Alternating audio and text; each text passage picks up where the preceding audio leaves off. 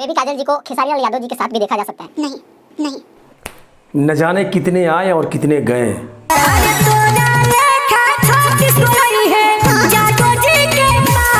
किसी ने ये कहा जमगावला से वही पावर यहीं से शुरू और यहीं खत्म। तो किसी ने ये कहा पवन भैया से आगे, पवन भैया से आगे, पवन सिंह से आगे जाने में दूसरा जन्म लेना पड़ेगा बेटा। कुछ लोग तो यहाँ तक भी गिर गए। भोजपुरी इंडस्ट्री के कुछ लोग ऐसे थे जो मैं जब बम्बे गया तो लोगों ने बोला लौंडा है, ये छक्का है।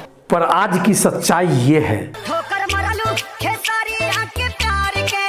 पवन खेसारी के गुण गा रहे हैं। बिल्कुल, हमारे छोटे भाई की फिल्म है जिसका नाम है खेसारी लाल यादव। डिम्पल खेसारी के धुन पे नाच रही है। और तीसरी ये बेबी काजल। बेबी काजल जी को खेसारी लाल यादव जी के साथ भी देखा जा सकता है। नहीं नहीं, आज ये भी खेसारी के गाने पे नाचने लगी। ये है ट्रेंडिंग लाल यादव जी का पावर।